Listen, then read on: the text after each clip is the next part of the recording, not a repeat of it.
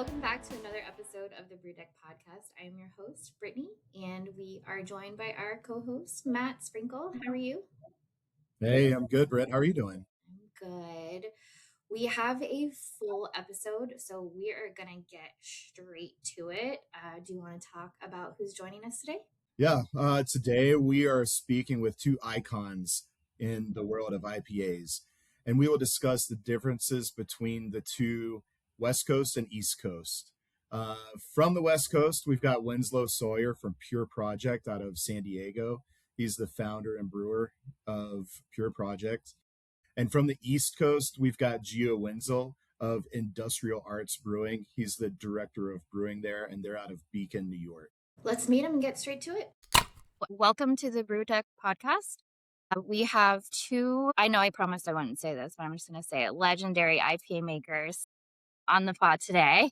Today we're going to be kind of talking about East Coast versus West Coast IPA styles. And we have from the West Coast, Winslow Sawyer from the iconic Pure Project Brewery, founder brewer in San Diego. Hi. Thanks for having me. Thank you for being here. And do you want us to go by Geoff or Geo? Whatever's more comfortable for you. My friends call me Geo, and we're friends Geo works now, for me. I think. Perfect. Geo. Yeah. From the East Coast, we have Geo from Industrial Arts Brewing, director of brewing, and it's Beacon, New York? Is that right? Beacon, New York. Yeah. Okay, which is maybe for the listeners, give us a little bit of New York geography. So everyone knows where New York City is, I'm assuming. That big, giant concrete jungle. They're about an hour south of us, right on the Hudson River. So, yeah, if you head up the Hudson from New York City, we're about 60 miles up. It's nice. And then are you kind of close to like where all those waterfalls are and stuff? It's like really beautiful in central New York. There's waterfalls all over the state. We do have some big ones here, but you might be thinking of like the Finger Lakes region or Western New York. There's a lot of like gorges and waterfalls there. Yeah, we're really close. Have water. Yeah. Yeah. We just have the salty stuff. Right. A lot of fresh water here. But yeah, we're pretty close to the Catskill Mountains and the Hudson Highlands and the Hudson River. So you both kind of live in locations where you get the best of both worlds, I feel like, where you have the ocean and the mountains in California, and you also have the big city and the beautiful nature regions where you're at in New York. So that's pretty damn cool. It's not bad. I live in Houston. Winslow, I actually just ate lunch at a customer, and the bartender there came from Pure Project. His name's Chris. Oh, okay. Yeah. Awesome. Yeah. He was just out here. Oh, cool. Yeah. Yeah. He's in Charlotte now. Nice. Yeah. Yeah. I heard he's killing it. So I'm really proud of him. Yeah. Yeah. That is so random. I love it. And that's how small our industry is. Yeah. Yeah. I've been asking enough questions. It's pretty small. All right, guys, do you want to maybe introduce yourselves? Tell us, where you work at. Tell us a little bit about each brewery and what you think the listeners would love to hear. Dr. Geo, you're first. Dr. G. I did go to college long enough to have a doctorate, but I do not. Sick. My name's Geoff Wenzel, or Geo, as a lot of folks call me. I'm the director of brewing at Industrial Arts Brewing Company. I've been brewing for 23 years now at various breweries. We're in Beacon, New York. Yeah, that's the good stuff. That's the general. How long has that brewery been around? Industrial Arts opened in 2016. Okay. Our first this is our 10-year anniversary, actually. Our first location was down in Garnerville, which is a little further south from here. It was like in an old mill factory. They actually dyed like all the uniforms for the Union for the Civil War there. Ooh. Yeah, but it was haunted as hell too. But anyway, it wasn't super conducive to a large-scale production. So we kind of maxed out that space within the first like 3 or 4 years and found a location a little further north in Beacon, New York. That is a wild fact. Yeah, we have a similar story, just no Civil War background. Yeah. Well, yeah. I work at Pure Project Brewing. I'm one of the co-founders. We opened also in 2016. After 3 or 4 years, we maxed out our first space and we moved a little north to a brewery We bought another brewery called Iron Fist that's now defunct, and we made that into a production facility. Our ethos is beer for good. So we're about sustainability. We're a 1% for the planet company. We give 1% of our sales back to nonprofits and environmental initiatives. My background, I've been brewing almost 20 years. Before Pure Project, I was at Boulder Creek Brewery, which unfortunately caught on fire and burned down. It was up in the Santa Cruz Mountains. It was a really cool old brew pub. It was the 13th brewery in California. So it was open in the early 80s. So a lot of history in the building. Lots of different head brewers had been through there, but sadly burned down. And that's why I came to San Diego, met my business partners, and we opened the brewery in 2016. So we're still self-distroed, still small. We're making around 10,000 barrels, but we have a big focus on IPAs, but also seasonal ingredients, working directly with farmers and integrating agriculture and sustainability into our products. Awesome. Love that. Cool. Well, what got you guys into brewing? I couldn't buy alcohol. So when I was 18, I started brewing in my college dorm. And from there, I did my senior thesis on the sustainability of the brewing industry. So kind of wrapped it all together and went straight. As soon as I turned 21, became a brewer. I'm actually pretty similar. I legally couldn't buy alcohol either. And in my senior year of high school, a classmate's cousin was opening a brewery in my hometown and needed some cheap labor. So that was me. And just kind of started out delivering beer. And then I think a year in, I was brewing pretty naively in hindsight. But yeah, that was in 2003. So, I mean, what 18-year-old kid doesn't love beer? Do you remember let's go East Coast first. Do you remember your first East Coast IPA? The first one I drank? Mm-hmm. Oh, it was probably, I'm guessing actually, but it was probably Brooklyn East India Pale Ale. Okay. Fair. That was one of the few available back then. I was definitely 21. But yeah, I'd guess that's the first. Either that or it was East Coast IPA. I'm sorry. That's kind of technically a West Coast IPA. Well, that was a question. So nice. My first East Coast or hazy IPA was Heady Topper. It was probably a little more available out here. That was definitely it. I actually kind of remember it. It was a first date and I showed up and she had Heady Topper. I was like, that was pretty cool. It was a good date. Yeah. Amazing. I think East Coast IPA meant something very different when we started brewing. Yeah. Was it made on the East Coast? Then of course. My first one, I think it was Julius. So my assistant brewer hired him the first year. He's now our director of brewing operations, been with us 10 years, Jensen Atwood. He was a beer trader, and he brought in some Julius. And we're like, I think we should try and make something like this. There's no one making anything like this out here. So it was definitely inspirational beer. And then Heady Topper was the other one, kind of making circles. But I don't know, kind of looking back at, the kind of New England style, Heady Topper doesn't quite like fit into that realm anymore. No. It's almost more West Coast now. Yeah. Yeah. For sure. Yeah. Well, yeah. Some beers have to crawl so others can walk and run. So yeah. Yeah. We had Heady Topper pouring in our booth at CBC this year. So it was a big hit. Oh, that's awesome. Yeah. Yeah. Well, okay. So in your opinion, and we can start with you, Gio. In your opinion, what makes an East Coast IPA? And then the follow-up for Winslow is what makes a good West Coast IPA? What makes a good one or what makes one? Or just makes one in general? To me, it's like kind of, it starts with a malt bill, obviously, like a nice soft mouthfeel. So, a lot of oats or unmalted barley or unmalted wheat, a lot of wheat. I typically approach it like a wheat beer, really, to start. And that kind of soft mouthfeel accompanied by modern hops, I think, is kind of what makes it. Although I've been known to throw plenty of C hops in my hazies. But yeah, I think the backbone of that style is a soft mouthfeel, low bitterness, and extremely fruity. I find a lot of people also kind of lean on a high finishing gravity.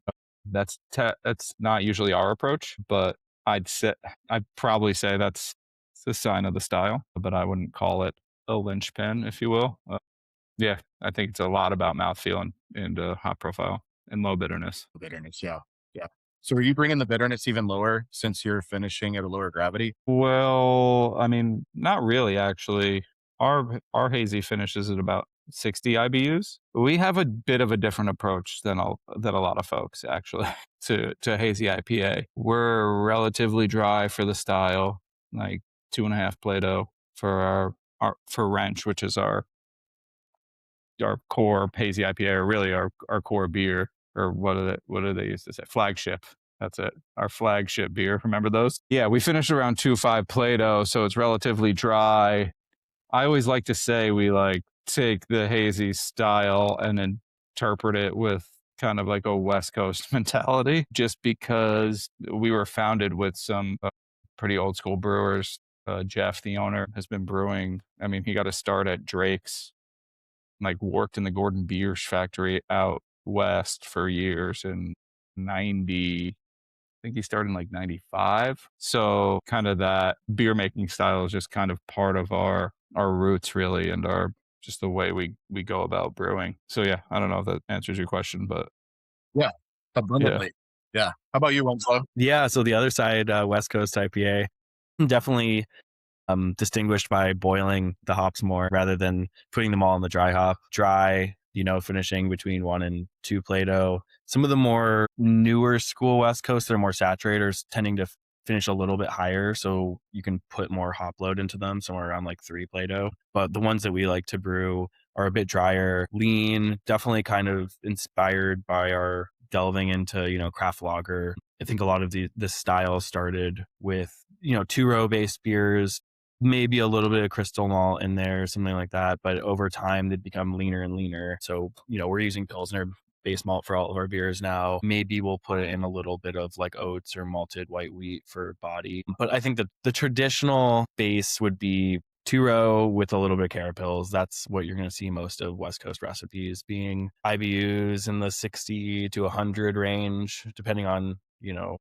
final gravity. And then a distinguishing feature is our water here in San Diego. We have one of the largest gypsum mines in the world here, so high sulfate. So our municipal water is around 150 ppm, and people take that up even higher.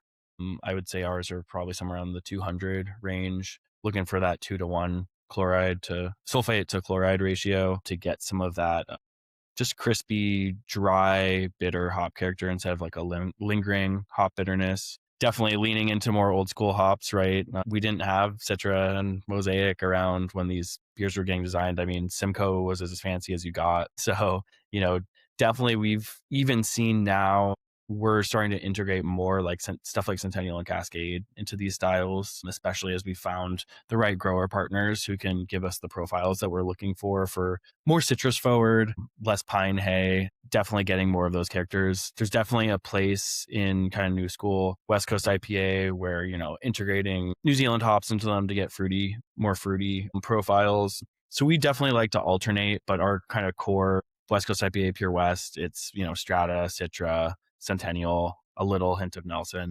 So definitely relying on those more citrus, pine, and low background fruit instead of kind of the tropical banquet of hazy IPA, which I also feel is more of a yeast reliant style. A lot of esters coming from whatever yeast you're choosing, whereas West Coast IPA, you're using a neutral ale strain. And a lot of people are actually starting to use lager yeast now for West Coast IPA. We moved to a lot of people are using 3470. We moved to 3470 for our West Coast like 2 years ago, actually. Yeah, what sort of fermentation schedule are you guys doing with the 3470 with your IPAs? IPAs, we go in relatively warm for IPAs, like 14. Sorry in advance, I'm in metric.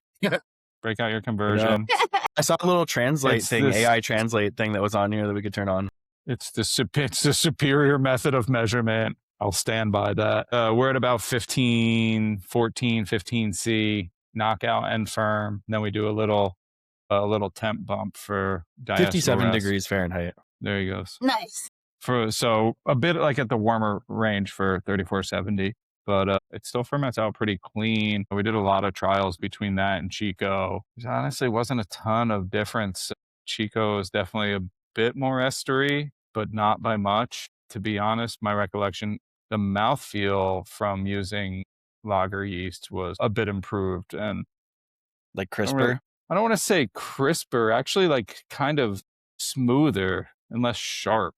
And that was just kind of noticeable to me personally in panel.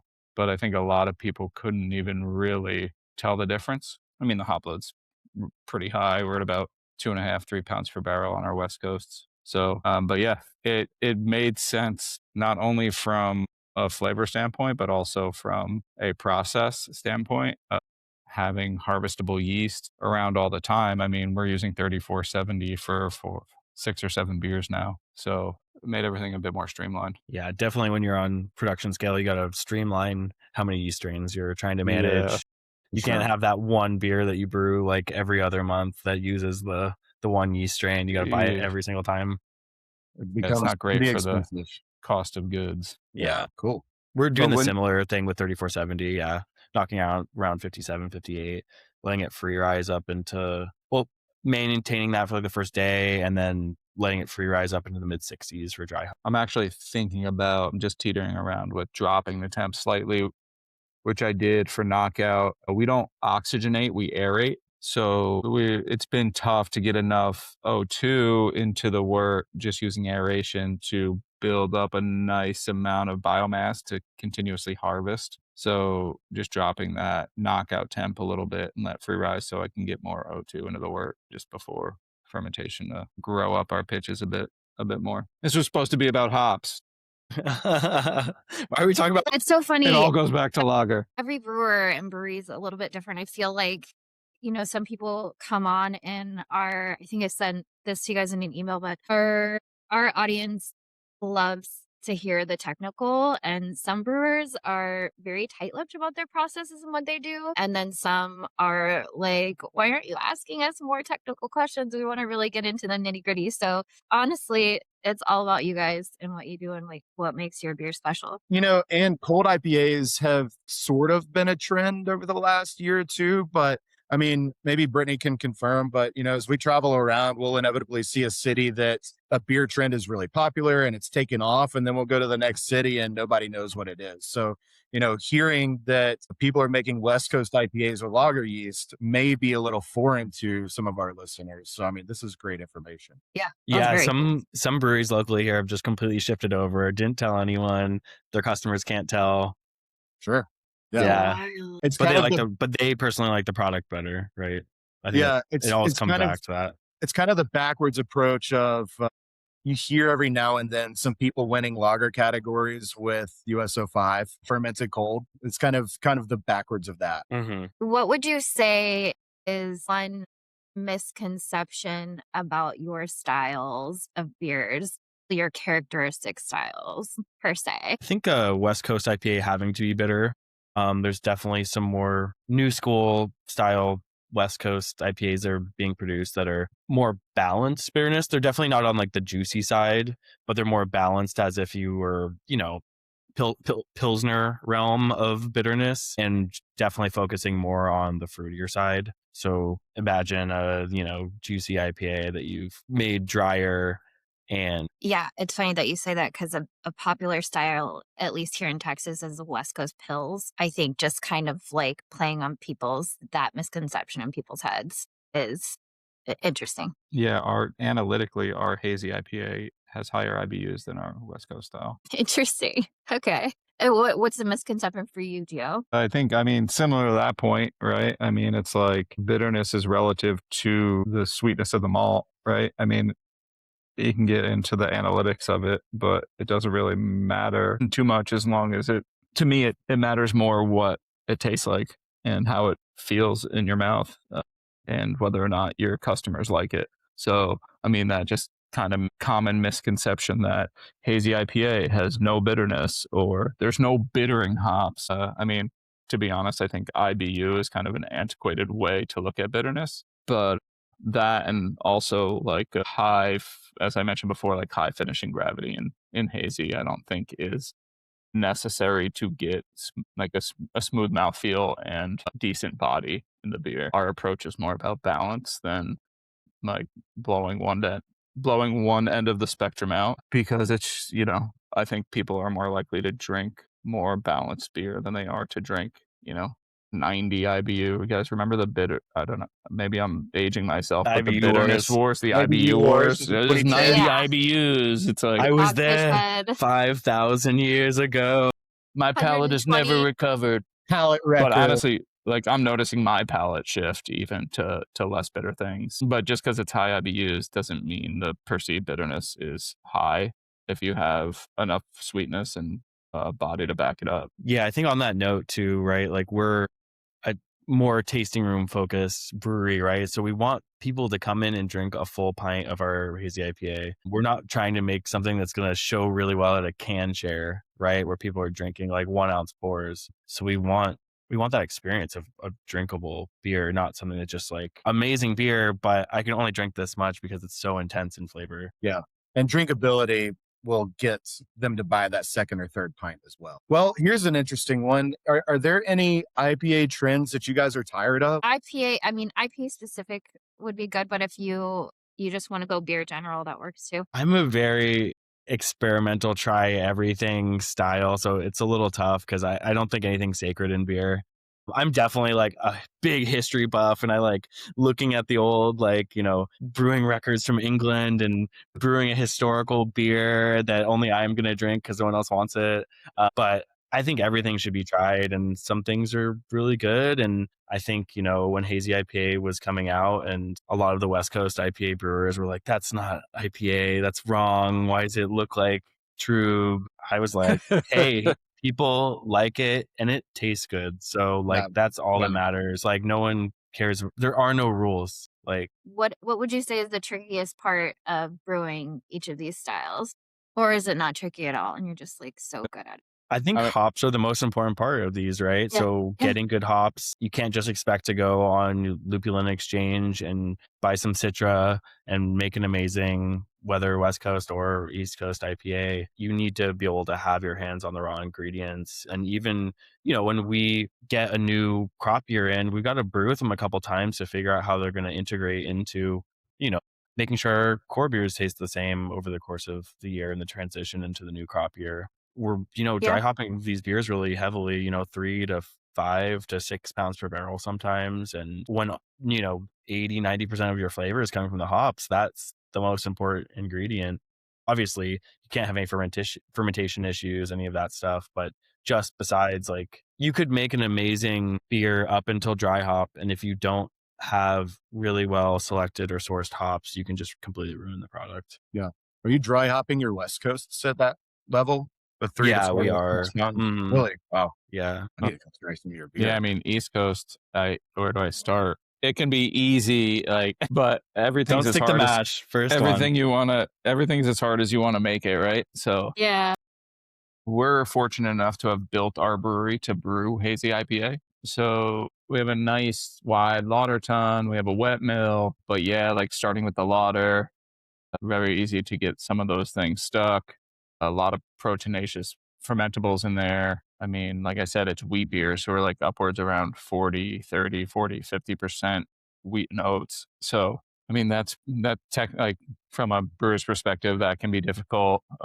Hey, as long as it's not rye, you'll And be then, okay. you know, to Winslow's point, yeah, rye or spelt. to Winslow's point, like selecting hops, you know, we spend a lot of money going out to Yakima every year to select hops. It's just a huge, huge part of our brand is hoppy expressive beers. So that's obviously very important. Fermentation. We don't personally use London 3, but I know we have in the past. And there's a lot of people have issues harvesting it. So, you know, at production scale, reusing yeast, not to mention the want and flavor impact of some mid-firm dry hopping is pretty crucial to our aroma profile. And finally, like clarification, or in this case, centrifugation, and making sure that there's no residual yeast, which I don't know, I'm sure you guys have had hot burn in your mouth before. It's fairly unpleasant. But yes, even with centrifugation, sometimes we've seen some amount of hot material get through towards the end of the cone. So making sure we're on top of our cone dumps and we have nice, good, stable haze that's not totally dependent on flocked yeast. It's more dependent on protein from the wheat and oats, and also like the kind of like polyphenol structures that form around that from the large hop additions to kind of provide that smooth mouthfeel. Do you mind me asking what yeast you guys are using for your? We use S.7 for okay. our hazy, so they're all pitch and ditch Okay. because we dry hop pretty early on. Some beers around 8 Plato, some beers around 6, some around 5. So we're like at Kreuzen for some of those dry hops. Sketchy. It's fun stuff. We have yet to see the Green Dragon. We have a pretty good process lined up. But I don't know if you guys want to hear about it. It's not really crazy. Yes, please share. Yeah, let's hear about it. We just throw a blow-off tube on the blow-off arm and send it straight to the drain and dump one bag, close the cap real quick, and let it blow off for 5 minutes. Get a lot of that CO2 out, and then we're usually pretty good to go. And we're filling our tanks. Do not try at home, all and listeners. Also, there's a product called... Disclaimer. Do not do as Geo does. There's well, if you do, make sure you have a proper SOP and you're taking all the proper safety precautions as per OSHA, and which you're not we do, allowed of course. No, we have a not lift. allowed. We have a lift. Or a forklift. We have a lift, fall protection, safety glasses, gloves, and we haven't had an issue. Works pretty well. We also use a product called Hop Aid, which is a hop-derived anti-foam. And that's great because our tanks just it makes your tanks bigger, and it's relatively cheap. It's actually like a hop byproduct. So highly recommend it. Do you see that affecting head retention downstream? Not really, no. I mean, because we're keeping the protein in as opposed to that blowing out. That's good. Yeah. Yeah, because, some of the other anti-foams, the silicone, the vegetable oil base, they'll all affect head retention inevitably. So, yeah. We've got some breweries using that, the Hop Aid that really, really swear by it. Some larger breweries. So, yeah, it's a great product. And again, it's very inexpensive. Throw another bag out. And we're not even close to the max dosage. I mean, we're not even halfway there. So, yeah. It is not effective in the brew house, though. I'll say that. Yeah. Well, so sounds like we know how you keep your beer hazy. So Winslow, what do you guys do I'm assuming your West Coast are brilliantly clear. So what are you guys doing to bring clarity to the West Coast? Yeah, it's definitely a difficult task, right? I think, hazy IPA has got to be hazy. It's difficult to convince someone it's juicy when it's not hazy. We get a little bit more leniency in West Coast IPA. I think you can get up kind of to not, fully opaque, but you can get some turbidity to it and still get through. Just making sure, you're using roll flock correctly. We have a centrifuge as well. That tends to help. Some beers are just clearer than others. We find that when we use New Zealand hops, those can create haze. Every once in a while, our core West Coast IPA just is hazy. So managing those proteins, taking a look on our COAs for our grain is important, and just trying to track where in the process that's happening. It'll be the same recipe, but just slightly hazier. So being able to figure out, taking good notes, having good COAs for your ingredients, and being able to track in the process where that's happening is important. Are you doing any post-centrifuge filtration? No, we're not. No biofine, no filtration, just fuge. No enzymes? Nope. Nice. Yeah. Centrifuge is nice when you can get it dialed in like that. Yeah, definitely helpful. Yeah, for sure. It definitely is the best for the hazy IPAs, though. It's a total game changer being able to remove all the yeast out of it. And we are also found out after we got the fuge that a lot of our issues with foaming on our canning line was from residual hop dust in the beer that wasn't really falling out of solution through cold crashing.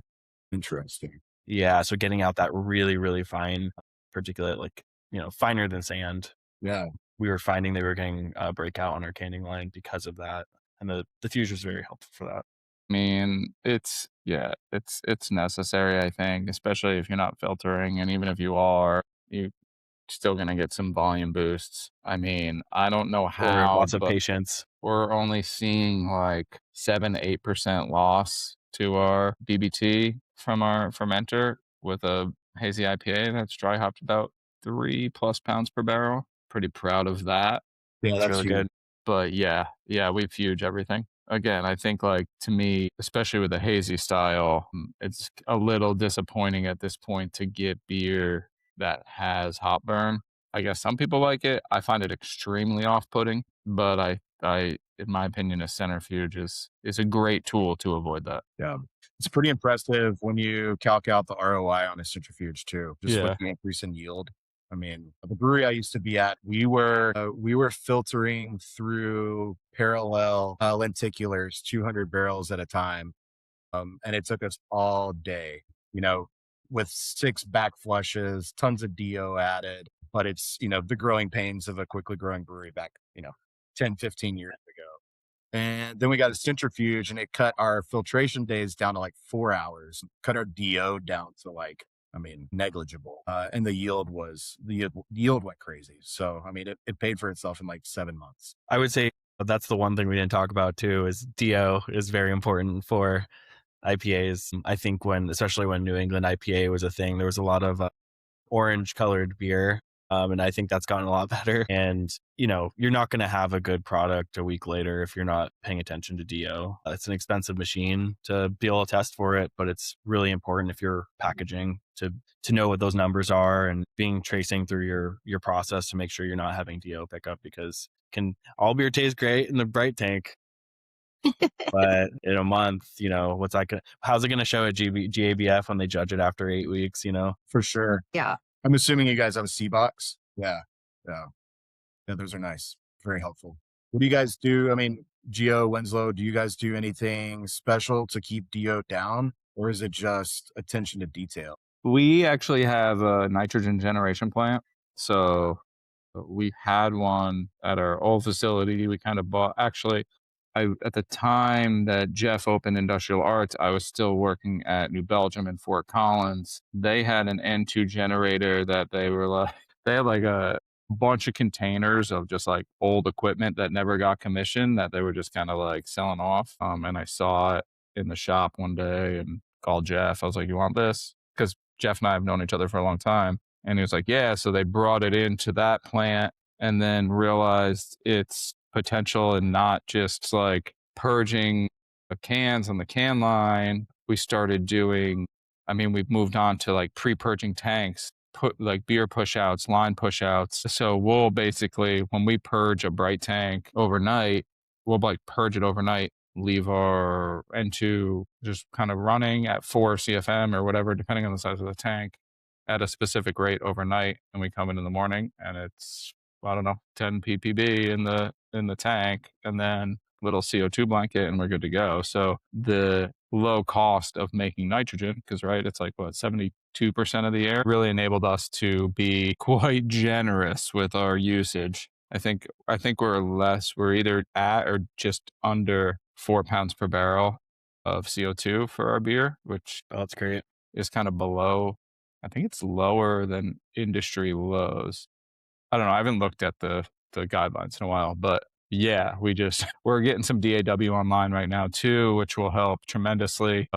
A lot of breweries use peracetic acid for sanitation, which is an oxidizer. So in my mind, like any residual in your tank or your line or your centrifuge is just driving oxidative characteristics up in your beer. So the ability to push that out with DAW, I think, will be big for us too. Right. And we just kind of look at it like you can never be too low. For sure. So yeah. And just having the proper specs in place, doing our quality checks. And obviously none of that means anything unless you can keep it low in the package as well. So checking our package, we have a great can filler. We invested quite a bit of money in a KHS counter pressure filler, and we pump N2 into that thing as well. So we're hitting that thing with N2 for our underlid gassing, our bubble breaker, and it just allows us to apply it like quite liberally.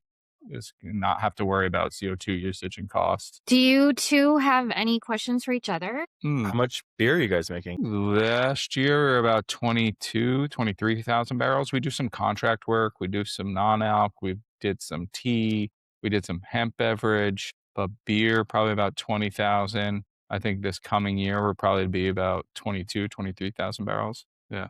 What about you? We're about 10. Yeah. 10. Okay. We'll be maybe 13,000 this year. What size brew house are you running? We have a 15. Ooh, that's a lot of beer for a That's a 15 lot. barrel. Yeah, it is. Is it a 2-vessel or you guys? It's a 3-vessel. We added a whirlpool onto it. Okay, that helps a It's little bit. Yeah. How many Yeah, it's an old turns? Premier old brew pub system with the combi HLT. So yeah, we're definitely Getting Mhm. money out of it, putting it to yeah work. rented Yeah. mule. How many turns a day y'all doing? 2 to 3. Yeah, 2 to 3. 2 to 3. Okay. Yeah. Same. But something we recently installed was a CO2 capture system. Okay. So that's been able to allow us to be more liberal with our CO2 usage, Yeah. because otherwise it's just going to go into the atmosphere anyways. So that's been a big How's help. that working for you? It's working out great. Yeah. We've captured 14,000 kilos of CO2 in the last 3 months. That's awesome. Yeah. Are those popular in your region? Because I only know of one here in Texas, and they're still kind of figuring out the kinks with it and everything. Yeah. So the Russian River was the first one to work with this company in California, Dahlem. They're a Danish company. And then Society here in San Diego just installed one maybe a week or 2 ago. I haven't followed up with them to see how it's going, but it's been pretty great. Yeah. I mean, Russian River is producing more than they can use, and they're actually selling CO2 now. Wow. But they're brewing a lot more beer than us. So we're not quite at that scale where it would make sense to test the CO2, to get a COA, to get a truck to come pick it up and drive it somewhere. So Yeah. It's wild. Have you figured out your ROI on that? So we were fortunate because one of our certification companies with 1% for the Planet was willing to let us pay for it with our 1% for the Planet donation. So that's awesome. It's like a day one kind of thing for us. Yeah. But for most people, if without that, it would be about 2 years. It's not bad. No, it's not bad at all. We were using about 7 pounds per barrel of CO2. So put in perspective for the 4 that Geo is using. I think nitrogen can be a really good option for people depending on their process and what they're using it for, right? If you're doing a lot of bright tank purges, you guys are making a ton of different products, it sounds like. So you guys are cleaning and purging bright tanks every time, right? Yeah, and also we use it when we're making tea. We're using it to scrub the liquid too, any still products, even though we boil it and knock it out, O2 is still It's still really there. high. So using it to purge out liquid has been very helpful as well. But we have found out using it exclusively as your head pressure gas, if you have any decent tank residency time, it will actually displace, the pressure of the nitrogen won't keep your CO2 in solution. The CO2 will actually displace and come out, and you'll have flat, nitrogenated beer, actually. I found that out the hard way. And it was stratified too. So it was just the top 10 hectoliters of a tank. Interesting. And that's why we do our QA checks every, couple hundred cans. Well, the question that we like to end on is what drink do you guys finish your day with? Doesn't have to be beer. What's your go-to? The day, yeah, the work it's day? been a day. It's been a day. Oh, it's been a day. I'm grabbing That's been a day. It's been a day. When it's not straight bourbon. Mine is straight bourbon. So mine is straight bourbon on a rock. That's mine. I mean, I'm easy. Right now I'm on Fest beer. We just released our Fest beer, so Cool. it's a nice, lightly malted lager. I've just been in the lager world. I'm part of the. Hi, I'm Crispy boy. Jeff, and I have hop fatigue. Shocker. Yeah. So that and a nice 16-ounce can of lager and a little jet. Feeling pretty good after I put the kid to bed, obviously. Of course. Yeah. And no driving. For Something sure. that I've been doing is we just released an NA beer and a core pale ale. So what I do is instead of just having one beer after work, I'll actually blend the NA beer and the pale ale together. And then you get a 2.5% beer that tastes more like beer than NA beer. And I get to drink 2 beers then, which is nice. Nice. Classic. I love that. Hop water is pretty good too. We don't have the license to make that. Well, thank y'all so much for coming on and enlightening us on your legendary IPAs. We appreciate it. And hopefully we'll see you out in the wild. Awesome. Thanks so much, guys. Hopefully run into you at GABF, CBC. Make it happen. Yeah. Thanks for having me. Well, that is a wrap on this episode of the East Coast and West Coast Showdown. Thank you to our guests for tuning in. And a little update from the BrewDeck team. Moving forward, we are going to be shifting format for the remainder of the year. We will be bringing you more of our sales team voices across the country, so keep listening to hear your favorite CMG rep on future episodes. As always, thank you for tuning in. Be sure to like and subscribe to the BrewDeck Podcast so you never miss an episode.